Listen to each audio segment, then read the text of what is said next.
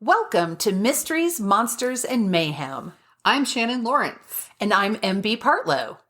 Quick content warning before we get started. This podcast may contain language and disturbing content, so enter at your own risk. Hello there. Good morning. Guten Morgen. I thought about that, but then I was like, no, it would just sound...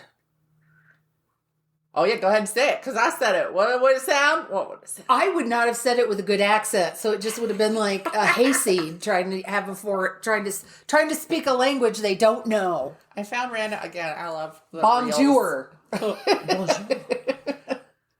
The only French I speak is to say, merde. Yep. And you have to growl it like that. Sacre bleu. Because in Spanish it's mierda, but that's not nearly as fun as merde. Come on, it isn't. That's true. Even hearing it isn't. It's like people from the deep south can make the word shit have like 10 syllables. Mm-hmm. Mm-hmm. It's a beautiful thing to hear. I hope somebody does it when I'm in Savannah next week then. I hope so too. My daughter got offended. She was like, could you clarify when you're saying I'm going to be in Savannah next week that it will be Savannah, Georgia? Because your name is Savannah. Well, and I was like, if I'm in you, child, we'll go one direction with this. Then I've cut you open and am wearing gloves and am going through your organs. So I said, that's definitely not what I'm talking about. And she was like, we don't know. Okay. That's true. It's true. Sometimes you push me.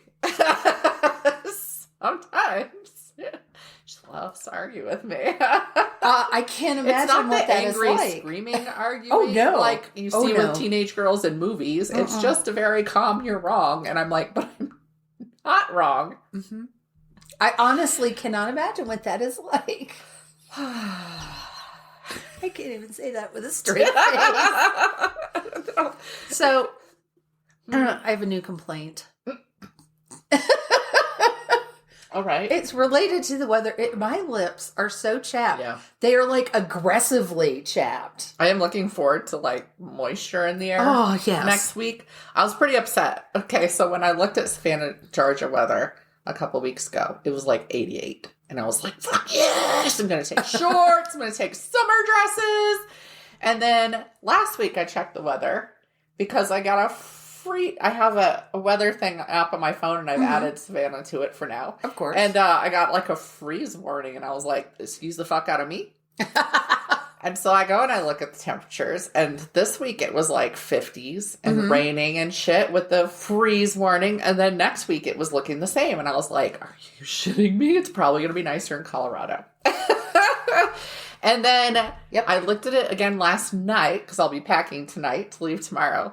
And yes, the first couple days are like 56, then 60. And in a humid place, when you're from Colorado, humid cold is terrible. It's biting and I don't like it. No, it seeps into your bones. And I was like, that's going to be fucking cold. Because I was cold in California at by the ocean at like 70 degrees. And I was like, that's weird. I've sat outside at 45 degrees here in the sun and had to take off clothing. You know, like, oh, I don't need this sweater.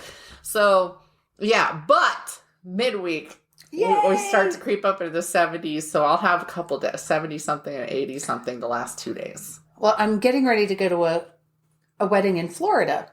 And my niece who's getting married has messaged me today and said, it's freezing here. It's only going to be in the 50s. So I responded, yes, it's in the 50s here. We call that a warm spell. We're breaking out the bikinis.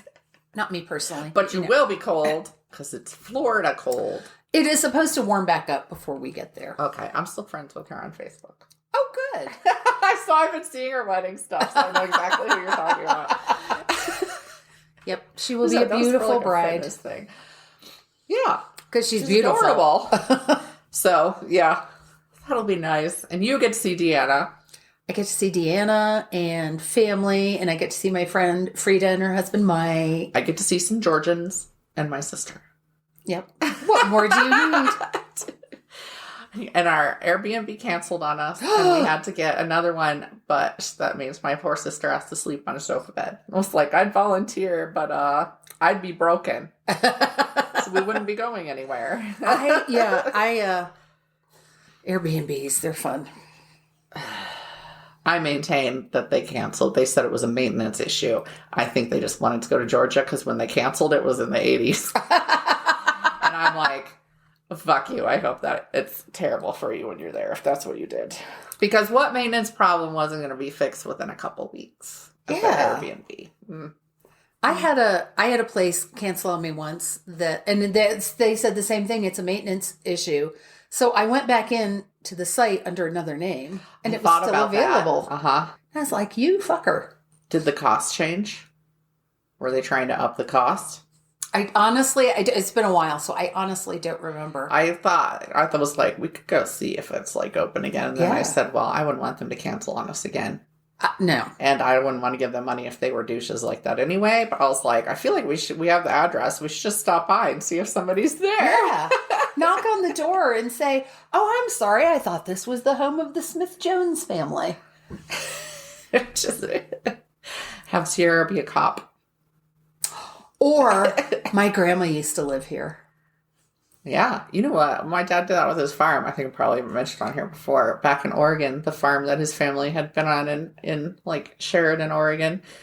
And they straight up let him come through. Weird bearded man come through and look at their house. And I was like, wow, that's farm people for you. Sure, come on in. And I'm like, he could be a murderer, you guys.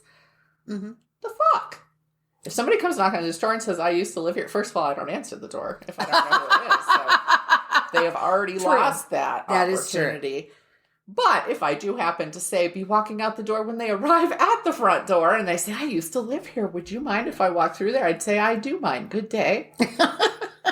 I was just reading a book. I can't remember the name of it. A novel where a serial killer goes back to the house that he committed a lot of his crimes in the basement, the soundproof basement, that old chestnut. And he goes back to the old neighborhood and he walks by, just kind of scoping it out, reliving the happy memories. And whoever lives there now is in the garage and was like, hey, can I help you? And so they strike up a conversation and he's like, well, I used to live here. And the guy's like, do you want to take a look around? And heinous, cold-blooded murderer was like, thanks, no, I'm good. I'm like, that could have gone such a bad way. Yeah. Except he didn't kill men, so. Right. I don't know, somehow I never saw this. It was called In the Cut. That sounds familiar. It had Meg Ryan and Mark Ruffalo and Jennifer Jason Leigh. And it was something like, when was it made? 90s? It was either 89 or 98. And from the look of the movie, maybe 98. I don't know. It wasn't, there's like a different tone and stuff on movies at different times. So anyway, first of all, Meg Ryan in a kind of erotic thriller doesn't work for me. She's delightful. Okay. She's adorable. She only works in certain parts for me. Mm-hmm. Sexy is not one of them. Sorry for me. I mean, I'm not attracted to women, but I feel like there still has to be an element where I can see that she's sexy. You know what I mean? Like, yes, I get it. I get that I'm not watching it to be attracted to her, but I'm just like, huh. Also, I think she looks perpetually puzzled. She looks a little bit puzzled and surprised all the time. She does a thing where her mouth hangs partway open, which is a big pet peeve of mine. Gotcha. And so whenever she's doing that in like this terrible graphic moment, I'm like, but what are you confused about right now, though? What is that? So anyway, it was actually a good movie. And again, I like Meg Ryan. I just don't like her in an erotic thriller. And I don't know how much it was really meant to be an erotic thriller or not. The woman who made The Piano did it with, it won like an Oscar and shit, at least one Oscar, The Piano. And then she did this one a couple years later. And I was like, really? The same person? It was weirdly paced. So I think that's why I hadn't heard of it. It just didn't hit the way other ones did. And it's sad because I liked the concept and the actors and all of that. Maybe not in their roles, but there's some guy walking around butchering women, like absolutely chopping them up. Mm-hmm. And so every room you walk, first of all, there's not as much blood in the human body as is in these rooms that they have this, of course, in the movie. I mean, it just walls, everything is absolutely covered with blood. Mm-hmm. And I'm like, that's more than one person, you guys. But pay attention. But to pieces. And so, like, one of them, it's a college student gets killed in a laundromat, and he stuffs all the pieces wrapped in the clothing into the dryer and leaves the dryer running. Oh, the smell. Good God. Right? Or wait, was it the washer? Anyway, it was the washer or the dryer.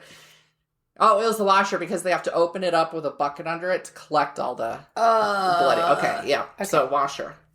And then their head, there's like pieces of them missing sometimes. So like the laundromat girl, I guess her head was missing. They never came back to that, by the way. Like you never find the head. Oh. It was like you find a hand from somebody, but we didn't even know the fucking hand was missing. So okay. I'm like, that was a little bit of writing boo-boo or a directing boo-boo or a cut boo-boo. I don't know what it was, but... It could have been editing. It was an interesting movie, though. Like, I'd recommend watching it if you have somebody to chat with through it, because the pacing was off. Oh. Because you're doing a thriller, and it's so languid. Oh. Generally thrillers are faster paced. And there's just a lot of weird I can't even explain what was all wrong with it. Well, I just read a horror novel by someone new to me. And I got to the end of the book, and it was a little bit, it was a touch too graphic for me in weird places. Like it wasn't the whole thing. It was just, but here's the thing that was never explained. And to me, I need to know. And I totally get that's a me thing. But it speculated whether it is like the next door neighbor is evil. And I'm like, all right, is it an evil creature from hell? Or is she just a twisted human being? Yeah. And I need to know which it is. And if it's a twisted human being, I need to know there was no motivation for anything this woman did. There never was. It wasn't like if you kill somebody because you're psychotic, I guess I get that. But even a psychotic killer has a reason why they pick the people they do. Right. So it makes sense to them. Yeah, it doesn't have to make sense to everybody else. And I don't need 14 pages of explanation, but I need to know. Right. Was this a real person? Was this somebody who was possessed? Or was it some kind of demon? And if it was a real person, why the fuck was she so fucked up? She just did horrible things to her neighbors. Horrible. Okay. And then in one scene... One of her neighbors is captured and brought into her home. And she's tied up in a room, and in the corner of the room is a pile of excrement. Mm-hmm. Like a 3-foot tall mound of... It's a mound. It's not a pile. Did she hover at the ceiling to make that 3-foot mound? Well, I was like, why? Why is it that... Why? And B... There was no mention of flies, and that really bothered me. Because I'm like, if you have a 3-foot pile of shit in your house, you have flies. Yeah. Nope. Unless you're in maybe Antarctica. No, they're in West Virginia. Oh, yeah, there's flies. There's all kinds Probably some fleas, probably some... There should have been several kinds of insect life going on in this place. Yeah, nope. Yeah. There's more bugs in like 1 square foot of Maryland than like... an entire city here. And all of Wyoming. Yeah. So it's funny that, so you remember I talked about that Triangle of Sadness movie on here. It was up for an Oscar. Yes, I saw that. I was like, and then I watched people posting rave reviews about how brilliant it was. And I was like, that's funny how brilliant I was. How brilliant it was. And I was like, I'm deleting all of you. Well, not really. I mean, oh my God, really? I saw that it was nominated, and I'm like, is this the same movie Shannon was just telling me about? So I watched the trailer. One exploding toilet was all I needed to verify this was the same movie, and that I did not need to watch it. And I was like, it's up for an Oscar? Mm-hmm. It just came out. How hard did they have to lobby? I don't know. Huh. And I love Woody Harrelson. Did you watch the Oscars? Yeah, but he's in it for like a collective 10 minutes. Really? It looked like he was in it for much more. It looked like nope. And his character is hysterical. I mean, ridiculous and hysterical and useless and bizarre. But yeah, I didn't watch the Oscars. But I heard that it was I stopped. I get the Oscars have always been, there's always been somebody who's made a political statement. I'm all about the political statement Marlon Brando made. But, yeah. But they had come to the point where every thank you speech was reaming somebody or lecturing somebody. And I was like, I don't enjoy it. I don't. Even when I agree with you, I don't enjoy it. This is not what I watch for. So I watch with my friend Frida, and she and I text while because it's like, oh my God, look at this, look at that. What do you think of this? There was a woman who had a dress on, and the back of the dress, it rose like a hood behind her. It rose a good foot. Oh, I saw people posting about it because she was like near the front. And I was like, can you imagine being seated behind her? I'd be fucking pissed. I'd want to kill her. Or reach up and just tug it down. But of course you can't because it wasn't a hood. And there you have to be in your seat because my ass would be standing along the wall if that happened. The first two, though, made you want to cry. Why? The first two accepted speeches. Because one was the guy from Everything Everywhere All at Once. Kwan. I don't know how to say that. I don't know how to say his name either.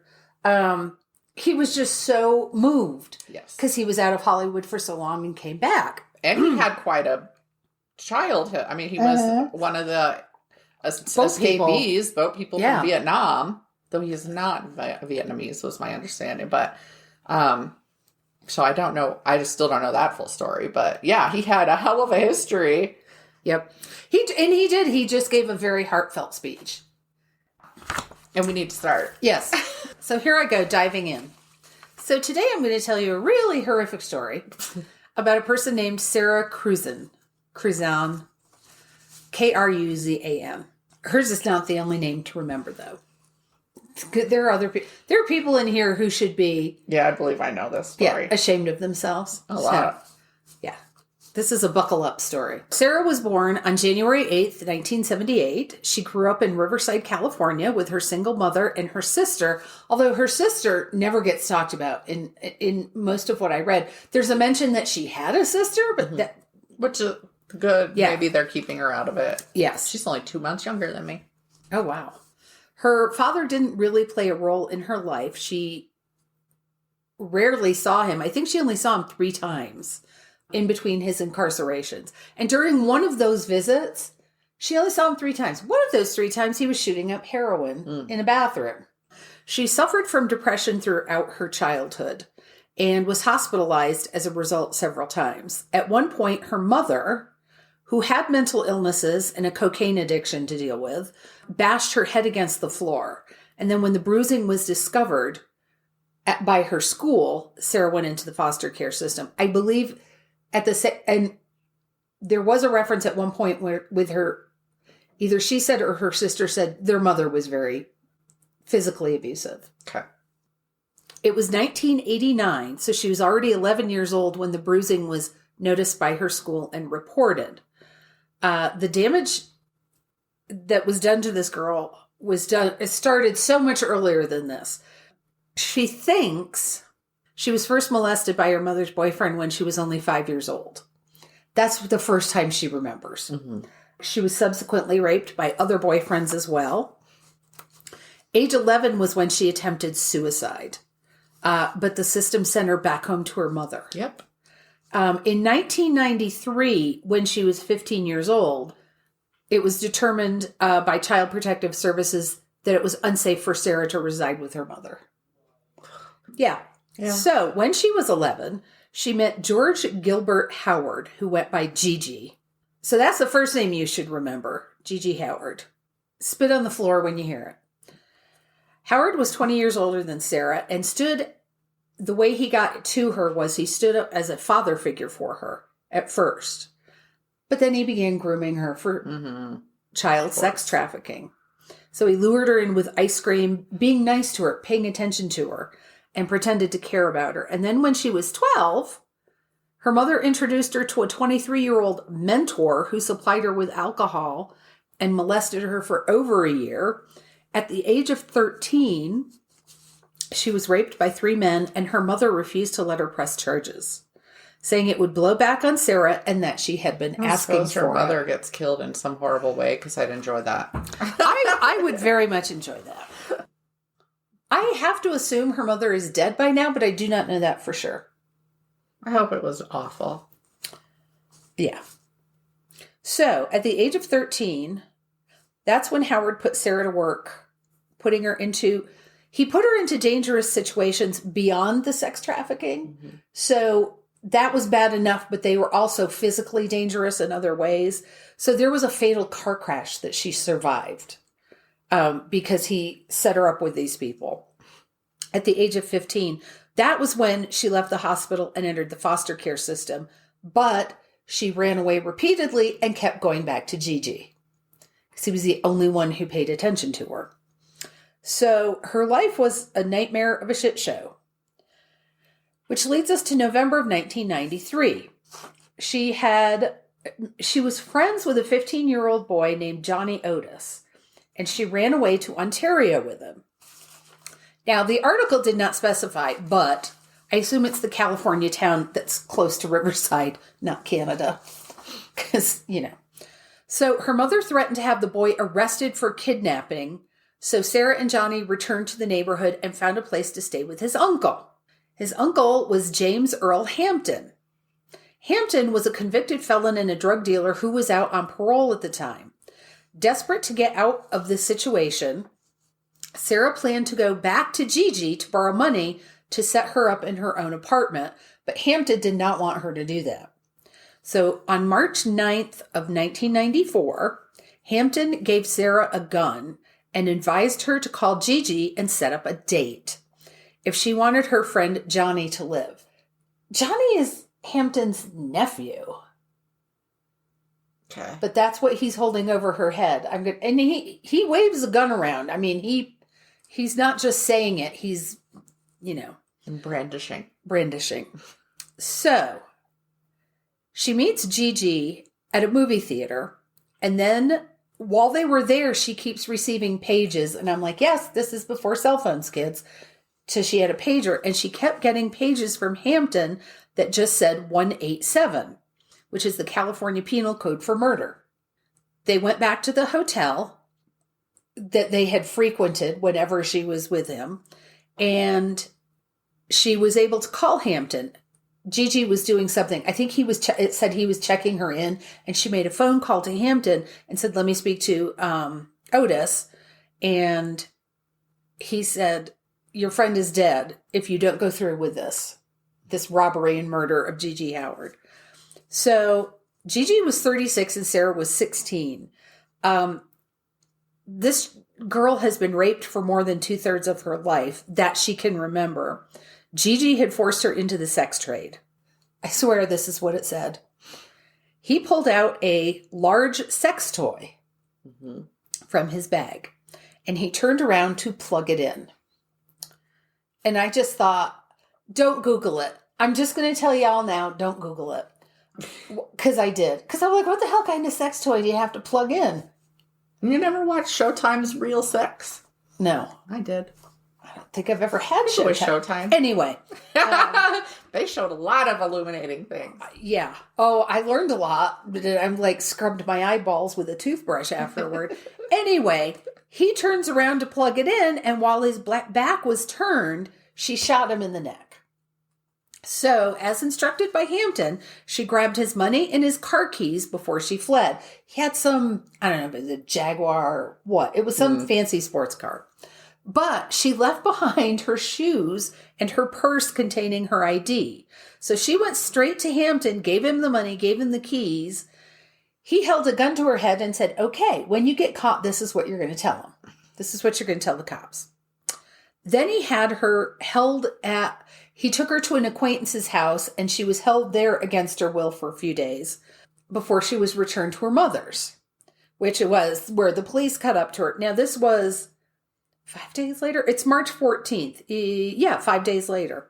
So the police catch up with her, and she told them the story that Hampton told her to tell, but eventually she broke down and confessed that she had shot him.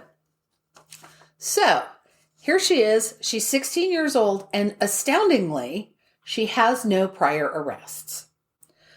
So the DA's office refused to consider her extenuating circumstances and moved to have her tried as an adult for first-degree murder.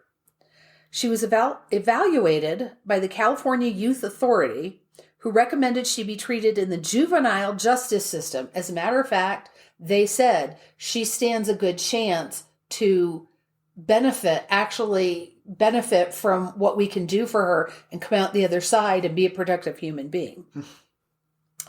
Yes, but the prosecutor, Tim Freer, that's a name I would like you to remember. Freer. He's now a judge. Of course he is. He convinced the judge to try her as an adult.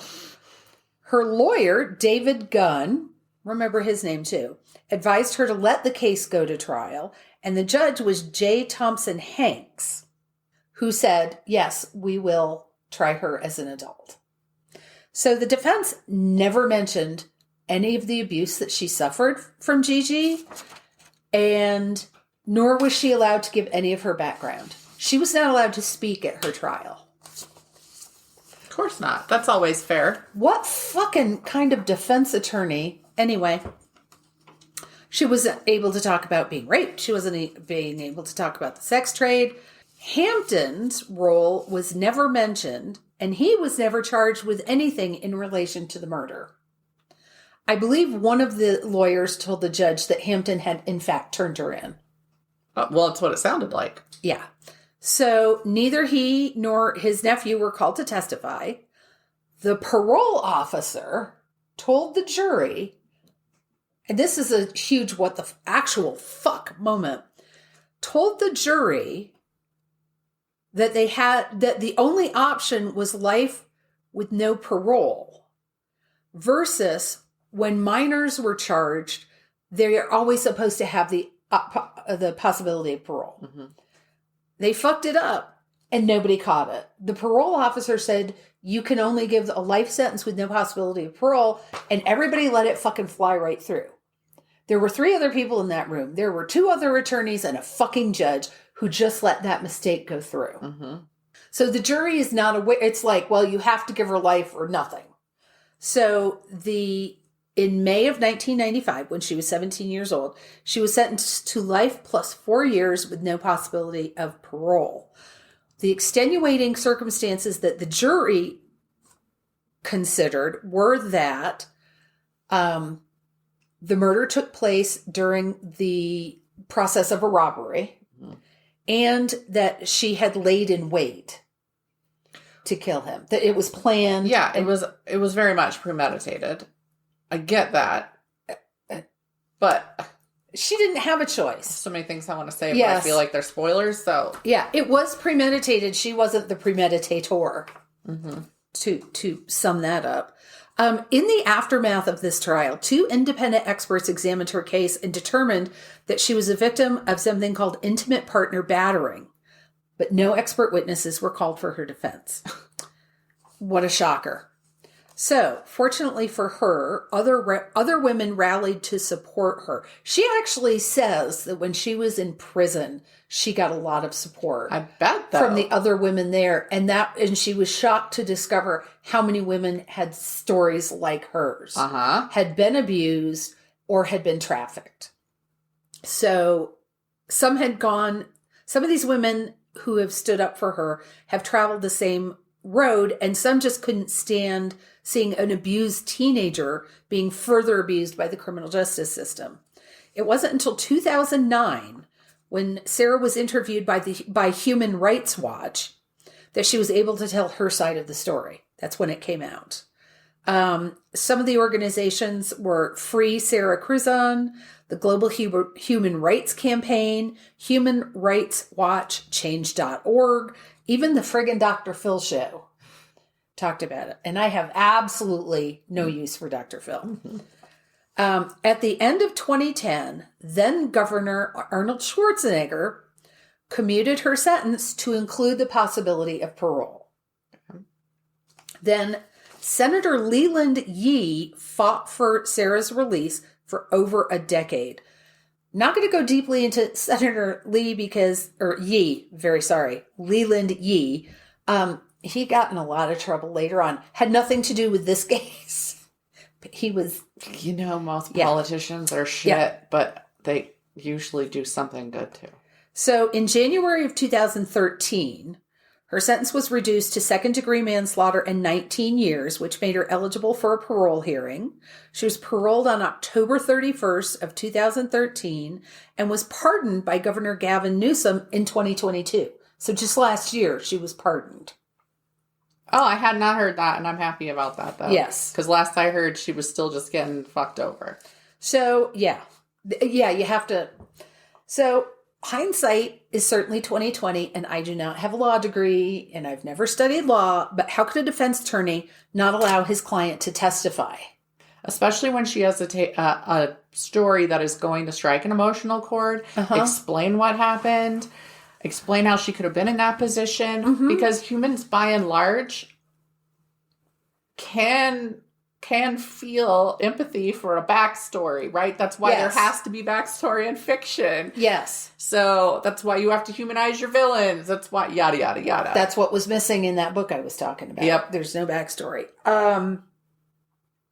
So David Gunn, who was her defense attorney, did not suffer from his part in the trial. He's a judge for California Superior Court. They never fucking do. No, Timothy Freer.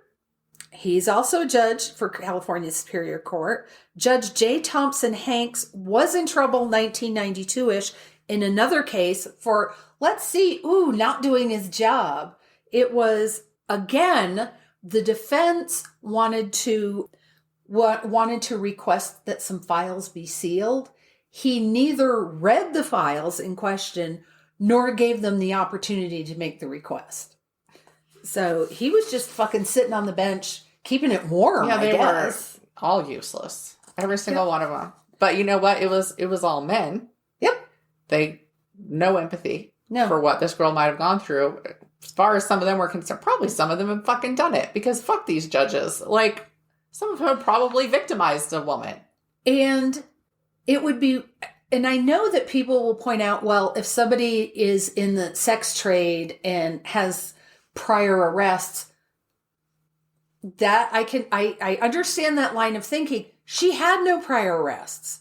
This was her first offense. So she has written a book titled I Cried to Dream Again, Trafficking, Murder, and Deliverance, a memoir. It was just published last year. So it's available on Amazon as either an ebook or hard copy. I'm like, go buy the book. Mm-hmm. In an interview, she said when she was sentenced to prison, here's the thing that was so fucking terrible. When she was sentenced to prison, it just felt like another part of her journey. So you expect when people go to prison, when they're sentenced to prison for the first time, it's like, oh no, this is a terrible thing. She didn't have that. She had nothing good to compare it to. No. So it was there was no sense of loss for her. This was just her path. Might have been some things better about it than her fucking life. Yeah.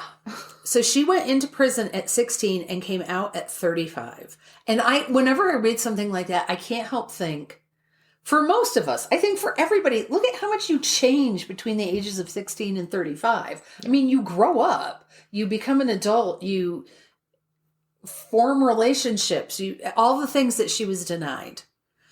In telling her story for her memoir, she physically reacted when she drove by the house where she lived with her mother. Her big thing is she wants to bring the truth about sex trafficking into the light. Like how everybody talks about stranger danger in the big white van with no windows. And she's like, it's not that. Most kids are trafficked by somebody they know. Mm-hmm.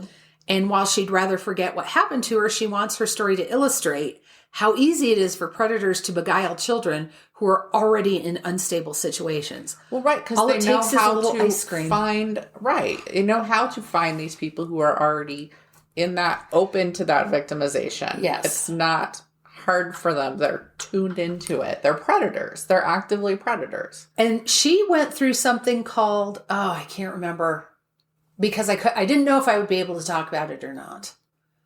I can't even come up with the words. I probably will sometime later. So I'm going to shout out a phrase at some point. But what it was is you meet with the person who abused you and have a conversation with them to the end of forgiving them. Mm-mm. And I was just Fuck like, that. you're a bigger person than I am because transactional something. Transactional justice, transformational justice, it was called something. And I'm like, no. I have zero desire. No, somebody who hurt me that bad, I don't think I could. I don't want to forgive I get them. for some people, it's better for them to be able to forgive. I do not understand being able to forgive and how that just seems like me bowing to them. But I also understand because I've heard the rationale of if you forgive them, it allows you to heal. And I'm like, but that's not a thing I can physically do. Right. It doesn't work for it. And I have seen more in the media in the past, I'm going to say 2 to 3 years, about you don't have to forgive anybody who has done shitty stuff to you. And don't buy the hype of, you can't move on. You can't live a full life till you forgive them. Fuck that. Yes, you can. You need to make peace with yourself. Yeah. You need to find your own way to deal with it. That does not have to include forgiving anybody. Nope. So I'm happy to see that. The old turn the other cheek. No, thank you. No, thank you. So my sources for this, surprisingly, my True Crime a Day calendar. That's where it first came up. Wikipedia, Murderpedia, an interview I saw with her on the Tamron Hall show, which is a local, I'd never heard of her before. I think it's a local talk show, and a Vogue magazine interview. That was really interesting. I think if anybody listening is interested in her story, I would say definitely read her book. Look up her book. Because she has a fascinating story, and I don't know, she seems like such a calm, rational, nice person. I don't know how she came through this and doesn't just want to hurt everyone. She's a better person than I am. Yeah. Well, when you've been hurt that much, you're probably going to come out 2 ways. You either want to make sure nobody else gets hurt the same way as you, or you want to hurt everybody. Okay, so what are you going to talk about this week? I'm going to do, this is a combo. You get a little history. You get a little disease. You get a little ghosty, paranormal stuff, and you get a little serial killer. I love a little disease. So I'm gonna cover Mary King's Close. I said it right that time. We'll see if that continues. And Burke Hare. Disclaimer. For some reason, I referred to Mary King's Close as Mary King's Cross throughout the entirety of my piece. So, apologies for that. No, that is called Mary King's Close, not Mary King's Cross. But attempting to replace that one word throughout the entire spiel didn't go well. So instead, you get this warning. Thanks. Bye. So basically, we're looking at some Edinburgh shit.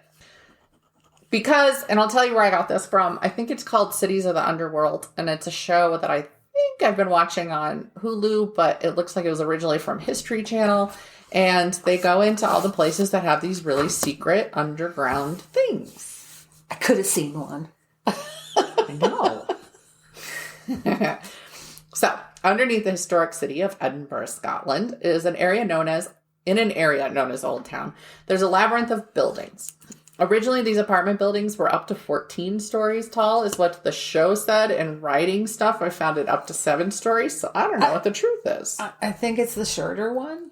But how many are above the ground? Are they conflating some things because they were very tall, and then some of them are underground now. So is it 7 stories above ground? I don't know. So some say that this makes them the first high-rise apartments in the world. I didn't look up to see if that was true because I didn't give a shit. Okay. The higher the story, the richer the individual living in the apartments. Yep. The more sun they got, the less shit they got. We'll see. And I'll explain that in a second. Literally. Ultimately, the alleys between these buildings were so narrow that those on the bottom never really saw the sun. In addition, there was no sewer system. And this was an era where waste was just thrown from the windows out into the streets and alleys. We all know this time. Meaning when the rain came, waste flowed right into those lower apartments. Ugh. Those above would shout, "Gardyloo!" Yes. Gardyloo! I was so dismayed. Because in Cities of the Underworld, the guy that was giving the tour in Scotland, I think was just British or some shit. And I was like, motherfucker, if I'm watching a show about Scotland, I better get some Scottish accent in my earballs. Okay? Because I like it. Yes. And so I concur. I was deeply despondent. I was like, you don't get to leave this tour. Anyway, so he said Gardy Luna wasn't half as fun as it could have been. Okay. To let folks know they were about to pour out their waste buckets. That's what they'd call Gardy-loo. And this was done at 2 specific times a day, 7 a.m. and 10 p.m. So that was your time to dump your shit out. I'm sure did not want to be on the people won't street. even observe a fucking handicap spot. I'm pretty sure people were dumping some shit at different times, but whatever. Technically, there was a waste system. There were little channels along the sides of these crosses that were to go down. There was a lock or a lake at the bottom, which was full of shit at this point. So definitely not where they were hopefully getting some clean drinking water. But these channels overflowed. It rained. It's Scotland, y'all. It rained. It rains a fuck ton in Scotland. Then, due to their lack of cleanliness, along came the plague. Yep. Now, I thought it was interesting. It hit England first. And so they were calling it like that English disease, and like the Scottish loved that England had this. And then, of course, it traveled on fleas and came right on over there. So around about the mid-1600s, the area known as Mary King's Cross saw a lot of sick people. A lot. This was before germs, viruses, bacteria, all that was understood. They felt that the plague was miasmas, toxic, invisible smells. I'm like, all smells are invisible. Shh. Thus the when some of these things write this shit. Fogs of disease. Invisible smells. You're right. The visible ones are the safe ones. Thus, the plague doctor masks with the long beak. Oh, yes. And they would put the herbs and flowers and all that lovely stuff in there to stay safe. That wasn't working. But for the plague doctors, they were also wearing head-to-toe leather. That hood covered everything. So the fleas couldn't get in to bite them. So they did, in fact, stay safe. They thought it was those little beaks, those little schnozzes of theirs with flowers and bullshit in them. But it was the leather that they were wearing that was keeping them safe. I love that. But there was a known plague doctor then. He was kind of the Edinburgh plague doctor. His name was George Rae, R-A-E. He spent a lot of time caring for plague victims in the area, and he often didn't get paid for his troubles. Like, he was not well-to-do, and yet he was going down there into basically these slums. Not that they ever used that word, but at that point, and he was caring for these people. And the thing is, he did save lives. They said that because of the way he was caring for them, what he would do is he would basically lance these sores, right? And he would squeeze out the pus and get that out, the infection, and then he would cauterize. It was hellacious what they had to go through, because it's not like they had one sore. No. But they would be cauterized with the hot metal from the fire, and it did actually do some good. Despite what we see in popular media, the city did actually care for plague patients the best they could. Aside from George Rae, those who came down with the illness could put out like a white flag, white fabric, whatever. And then there were city workers who would pay attention to this, and their job was to go around and distribute like food and coal and stuff to these folks because they couldn't leave their buildings. They were quarantined. They were better taken care of than some people during COVID. Anyway, in 1645, a ceiling of sorts was built over the crosses. So these lower compartments were now completely under cover. There was really no sun now, not that they'd had a lot before. And in Scotland, how much were they getting anyway? People were given the option of leaving. A lot of shows will say they didn't, that the sick were sealed in underneath, and they were not. People were, can you move it? If they couldn't move because they were super ill, then the city workers were still checking and bringing them supplies. A lot of people did move out. But there were people who stayed well past the plague down there. And in fact, they were running their businesses out of there still. There were still businesses. They were still living down there. And the last person moved out, I found different things had different times. It was either 1897 or 1902 when the last person moved out. Okay, that's only a 5-year difference. Yes. So I'm like, not a big deal considering the span of time we're talking about here. And remember, that ceiling was built to kind of seal that. I mean, you can still go in and out in 1645. Wow. That's a long-ass time that they kept doing that. Yes. Then it was forgotten until around World War II when workmen broke through into one of the crosses. They were doing some work when, what the fuck's this? How quick people forget. It was only 1897 or 1902 that the last person moved out. And so they ended up using those spaces as shelters during the war. I'm like, who got to clean that up? Like, who got to clean all that up? Oh, dead folks. Scroop, shovel. These days, folks can tour Mary King's Cross, and I will be someday, and it's located beneath the large city chambers building above. Arch ceilings made the underground strong enough to hold up under the buildings above. There's a whole thing about the castle. There's all this fascinating stuff. If you watch the show, it goes into the castle and underground this was, Edinburgh was behind a wall, and it was attacked frequently by the English especially, but it held. It held. It was they had really did a good job, but what they did when they built that wall is they made it so they couldn't build outside the walls. And so that's why everything came so close. And so there's these tiny alleys, and how they ended up with these tall apartment buildings. They solved their problems. They weren't stupid. But the king even had a whole underground chamber thing for his safety. Basically like a bomb shelter, but it was a cannon shelter. And there was a big tower, and at one point the English did come at it and get cannonballs to it and collapse that tower, and his underground compartment under it did not collapse because the arch, the way they had built it, was so well done. And the cannons, because I've been there, and that was one of the things that absolutely astounded me, was the size of the cannons and how big a ball they could fire. It was absolutely, and how far, and of course I don't remember now, but it had the plaques and everything that explained how far they could fire. And I was just like, what would you do back then? Well, what the fuck would you do today if you looked up and there was a fucking boulder coming at you? Oh, shit. At a rapid rate of speed.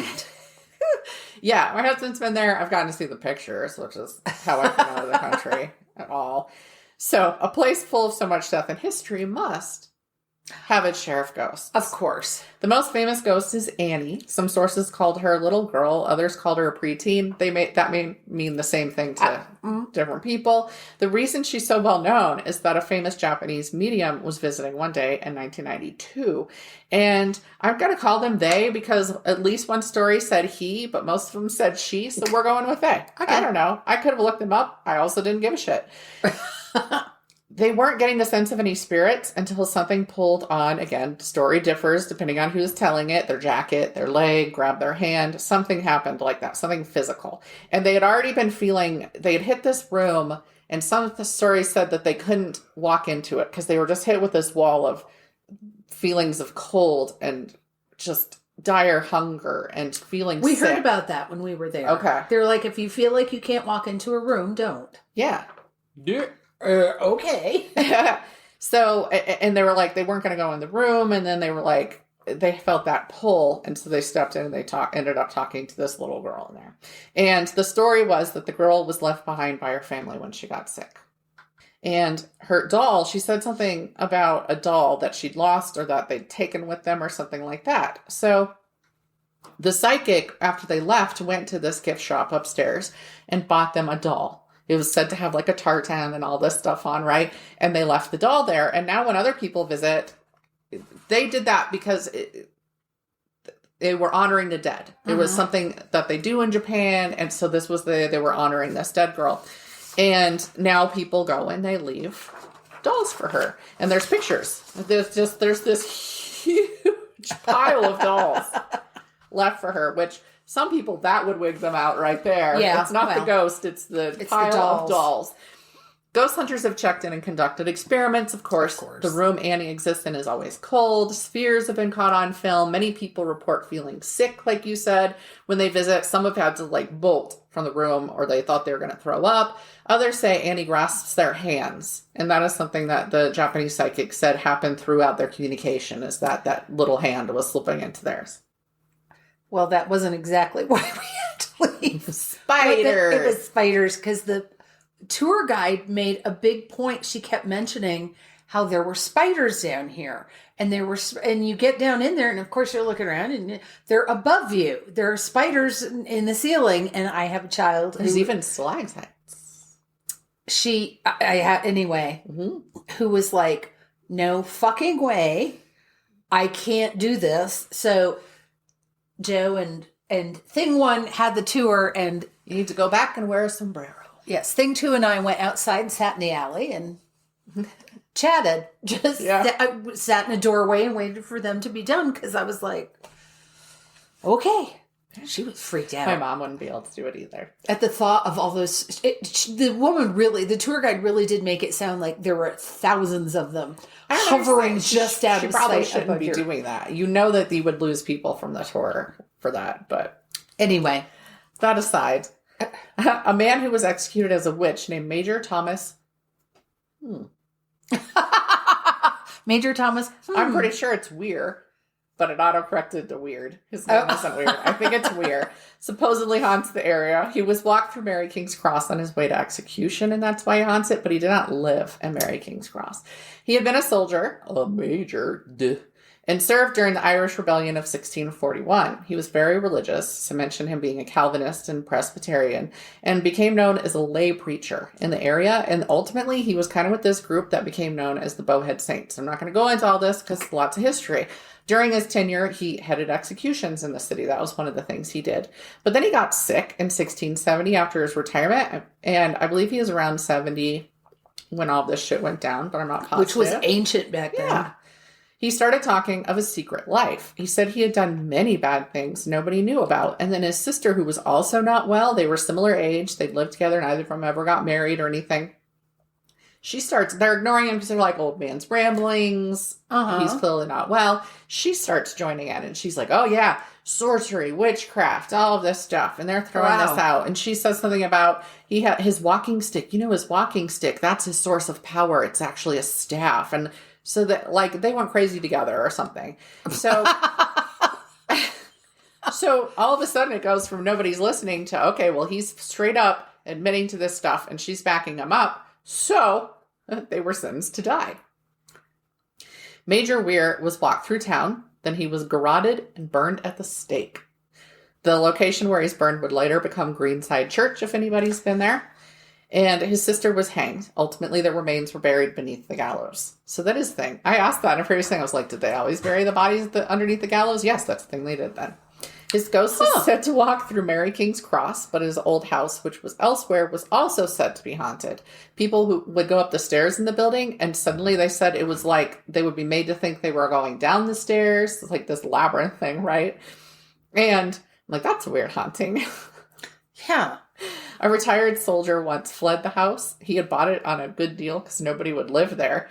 And he said that they had woken up and there was a ghost calf staring at them from the foot of their bed. And I was like, and you felt threatened by a calf? A ghost calf? Yeah. A baby cow? A baby cow. Okay. I was going to say the thing about walking upstairs but feeling like you're going downstairs, I'm like... It's called vertigo. I'm like, aha, he's haunting your inner ear. That's right. Another spirit in Mary King's Cross was claimed to be Andrew Chesney, a tenant of the apartments. During spirit investigations, he told them to just get out. Get out!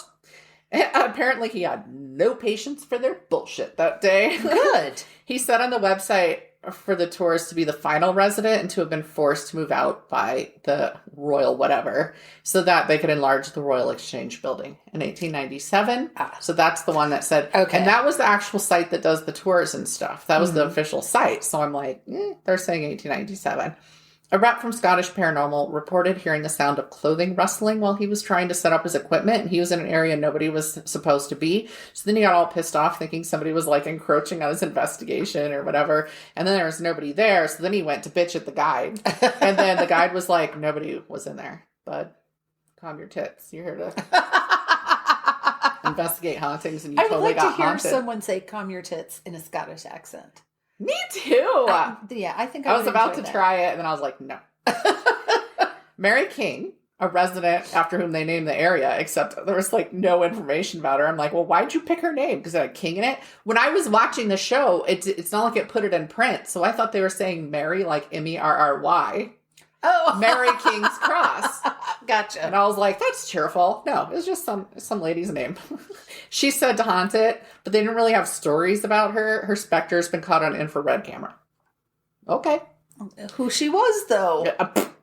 That's not... And what's funny is I tried to look up Andrew Chesney, that final in it. But here's the thing. He's currently like a politician in Illinois, is a guy with the exact same name. And that's all I could find. I was like, I'm not going to dig for this forever. Because I'm not going to say it again. Because why? Because I don't give a shit. That's fine. That's not the end of Edinburgh's dark history, though. Many have heard of Burke Hare. The resurrection men is what they were called. But they were grave diggers. Many don't know they operated there. In the 19th century, there were several anatomy experts who pioneered the trade, and they were teaching there at the university, Edinburgh University. And it was actually considered one of the leading centers of anatomical study. So it's known for like scientific advancement and just brilliant shit there. This study would lead to vast improvements in surgery and medicine, of course, but they had a hard time getting enough cadavers, as there was a law that only the bodies of prisoners, people who died in prison, suicide victims, foundlings, and orphans, like fuck them, I guess, could be used for dissections. So like a normal person died, you couldn't dissect them. That's not okay, but these people don't matter. This didn't allow for enough bodies. There clearly were not enough orphans dying. So an underground trade began where people would rob graves and sell them for a solid bit of money. In general, this was £8 in the summer and £10 in the winter, since they knew the bodies were being dug up. But also they were concentrating their studies in winter because they could get more bodies and store them longer. Yeah. Because we're not talking refrigeration units here. So in the cold, they could store the bodies longer. And those that they did store were stored in whiskey. Interesting. Families became desperate, with guards being placed in some graveyards or things called mort safes, which were basically metal cages being placed on top of the graves. Yep. There were guard towers built in cemeteries because they're just bodies being stolen left and right because they had to get them while they were fresh. And I would think that there was a little sideline going in if there were any valuables buried. Yeah. You know, if they had jewelry on. Yeah. Take that too. These are often claimed, like those mort safes people like to post about, and they're like, this was for vampires. This was for people coming back from the... Nope, it absolutely wasn't. It was for the resurrection men, to keep them away from their loved ones. And I'm certain that means that still, then the rich people could afford to do these things, and the poor people could not, so their bodies were the ones being stolen. As happens.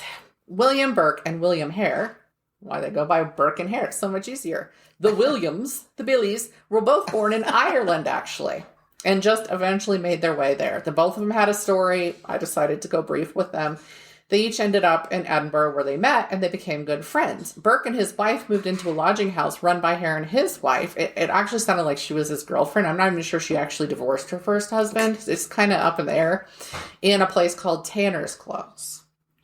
They were said to party quite a bit. They were known to be boisterous and to drink an awful lot and to hang out. And people would go do that with them because that's what happens. On November 29th, 1827, one of Hare's lodgers died of dropsy, which is basically edema. It was this big fluid swelling in the body. Yep.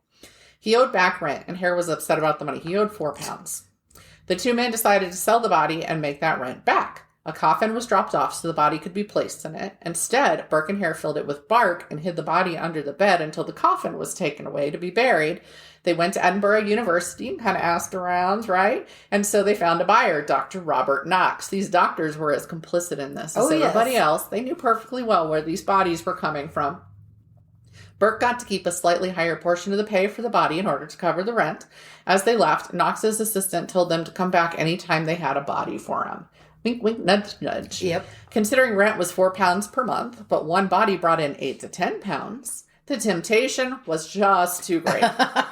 Short of tenants dropping dead, the two men decided to start murdering people in order to have bodies to sell. Dead. That's right. It's thought the first murder was in January or February of 1828. A man named Joseph, who was a miller. A lot of these people don't have names, or they have a first name and a job.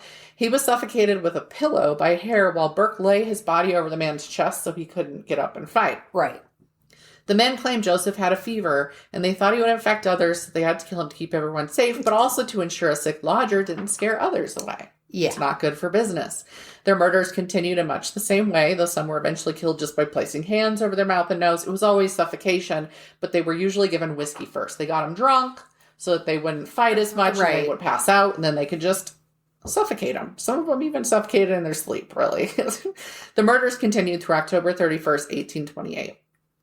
The victims were Abigail Simpson, a salt seller, an unnamed English male lodger who had jaundice and was a match seller. So again, they were like, he has jaundice anyway. No big. An unnamed elderly woman, Mary Patterson or Paterson, who was lured back for breakfast. Like, they were all drinking together. There was another woman. The guys got these two women to come back with them. The girlfriend or wife of the one came in and accused them of having an affair. So one of the women left. Her last name was Brown. She was like, I didn't know they were married, and she skedaddled. Another woman stuck around. And anyway, she gets killed. Her body was still warm when they delivered her. Oh. And they claimed, so the doctor was like, okay, where'd you get her? And they claimed they'd bought her off someone else. Oh, she died. A family member sold her to us. And so we brought her right away. Mrs. Haldane, a lodger, her daughter a few months later, Effie, a cinder gatherer. She actually sold leather scraps to Burke. And so Burke knew her. Well, Hare killed her on his own. An unnamed woman who, because Burke was a cobbler. So he'd buy these little leather scraps to work with that. Anyway, an unnamed woman who a constable was taking back to her lodging because she was super inebriated, and Burke was like, I'll take her. Oh. And he did. Let me see. An elderly woman and her grandson. Burke actually would report later, this was the death that really stuck with him, that bothered him, was this grandson. And he said it was the expression on his face when he knew it was coming, because they killed the woman in her bed, and then they went and got the grandson who was sitting out at like the table or something, and they dragged him in and then killed him next to his dead grandmother. And so he was seeing this kid's face over and over again. Another unnamed woman who was killed while Burke was out of town, which caused a fight, and they kind of had a little breakup, but they let her mud up. Mrs. Ostler, a washerwoman, one of their wives' relatives named Anne Dougal or McDougal, Daft Jamie was what the townspeople called this guy. He was well known. He was disabled. He was mentally disabled, and his feet were deformed. And he actually fought probably hardest of all of them because he wasn't weak. He was walking around on deformed feet all the time. He probably had some strength to him from dealing with that. They did ultimately win.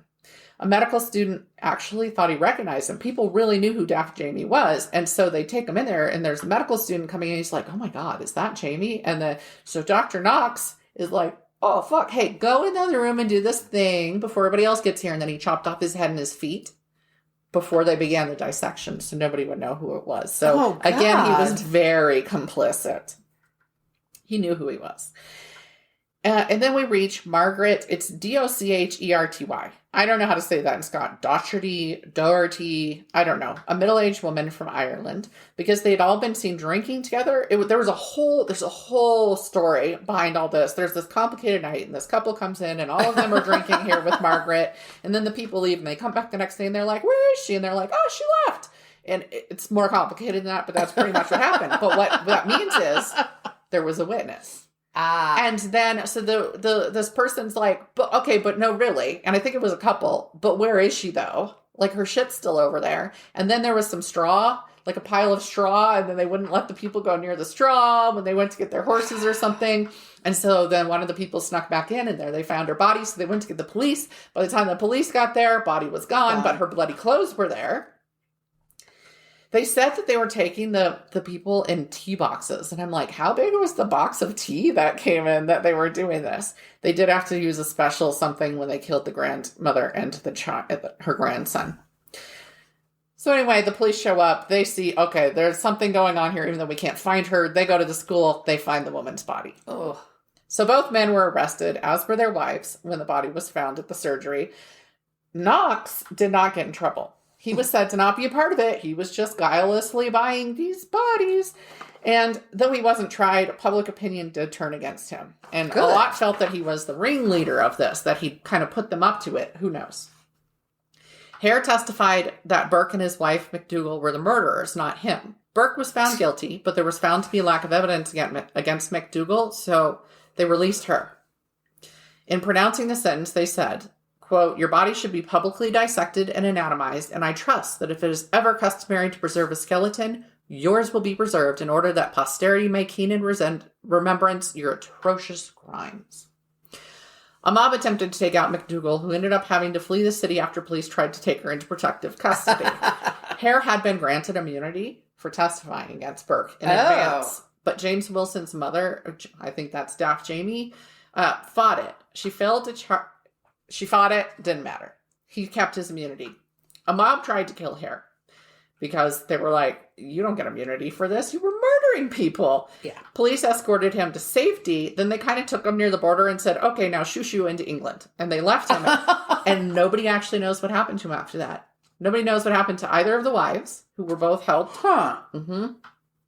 Because, so a mob then went after Hare's wife. Each of these has a story of how it happened while he was being held in prison. Because what they did is this whole time they kept him in prison for his protection so that he could testify, right? Well, ultimately, after the conviction, all that, they let him go. And that's when the mob came after him. And then they took him and said, shoo.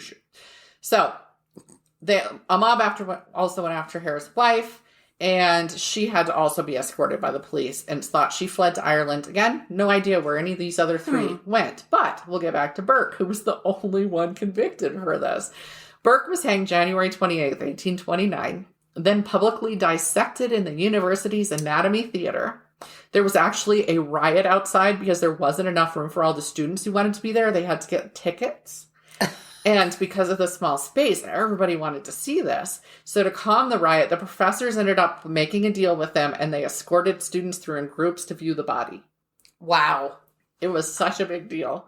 Not only was he publicly dissected, but his skeleton was given to the Anatomical Museum of the Edinburgh Medical School and is still there. A book made of his skin, supposedly, and his death mask are at the Surgeons' Hall Museum. He has been put on display, just like they said. I'm like, the Scottish know how to get some retribution, but they should have taken Hare out too. And the wives were complicit. Yes.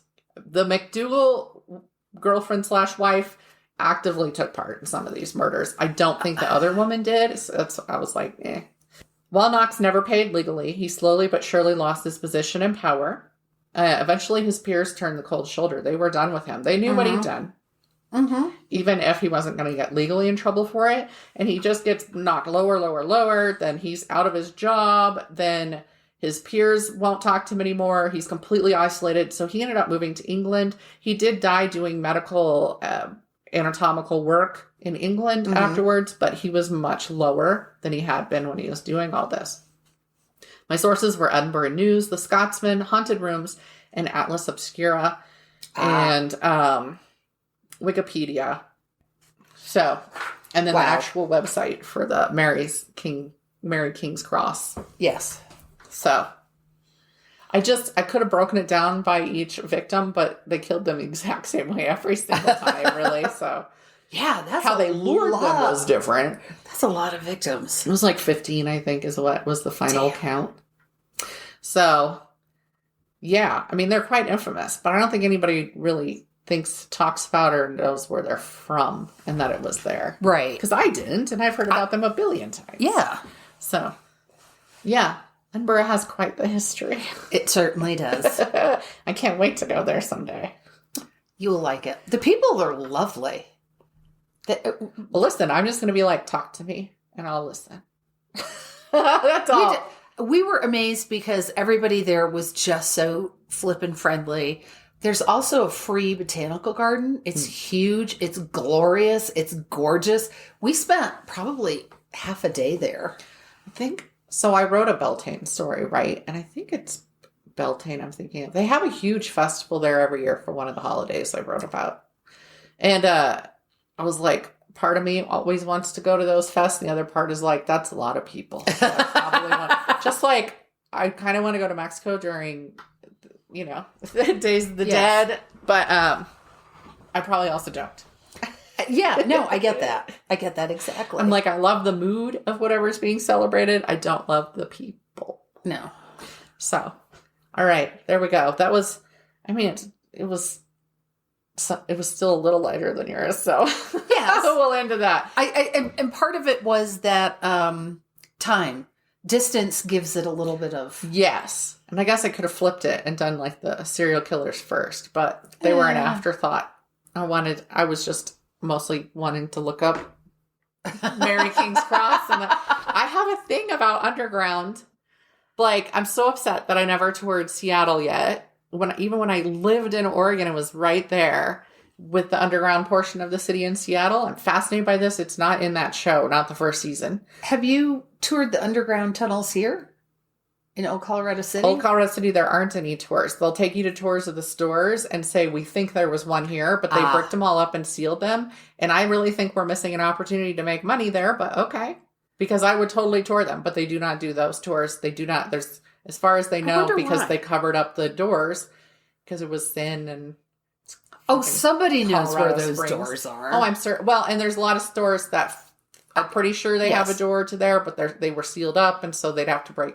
There's a whole. I looked into it because I wanted to tour them because I'm fascinated by that. Yeah. And say Portland, Oregon has Shanghai tunnels, and I'm like, how these tunnels must be to the river, not to the ocean, because that's a bit of a distance. But that's where they were kidnapping sailors. They'd get them all drunk, and then they'd take them through these tunnels, and they'd wake up on a ship, and they were conscripted or whatever that was. So you're in the Navy now. Haven't toured those. There's underground tunnels in Savannah. I don't think you can tour those either, but they have multiple stories for what they were for. Some say they were storage for yellow fever victims. Some with what is a whole Shanghai thing, whatever they might be calling it, which probably it was. And all of that. So they also have a big river coming through like Portland does. Right. But they're also right there near the beach. So, yeah, I love them. And this TV series, there's one under Grand Central Station. That's very interesting, having to do with World War II. And they went, of course, to the catacombs under Paris. Which I've heard that one enough times that I'm like, I don't fucking care anymore. Like, I get it. Woo! There's dead people down there. There's dead people everywhere. And then they went the London Underground tunnels, the Nazi tunnels that I did learn more about what he wanted this whole underground road system and everything. And now it's just flooded. And then like something in Budapest, I want to say. And it's an interesting show if you're interested in that sort of stuff. Like, I love history. What was it called again? I think it's called Cities of the Underworld. And I think it was Hulu. So, yeah, I totally got sucked into that show. And there's still a few episodes I haven't watched. But it's going all over the world. A lot of history. Interesting shit. So, thanks for listening in, folks. Yes, thanks for indulging us. Back at you next week. Bye. Bye. Thank you for listening to Mysteries, Monsters, and Mayhem. Find us on Facebook and Instagram or at our website, mysteriesmonstersmayhem.com. Please like, rate, and review, follow, and share wherever your favorite podcasts are downloaded. Thank you for listening and supporting our podcast. We'll be back next week with more shenanigans.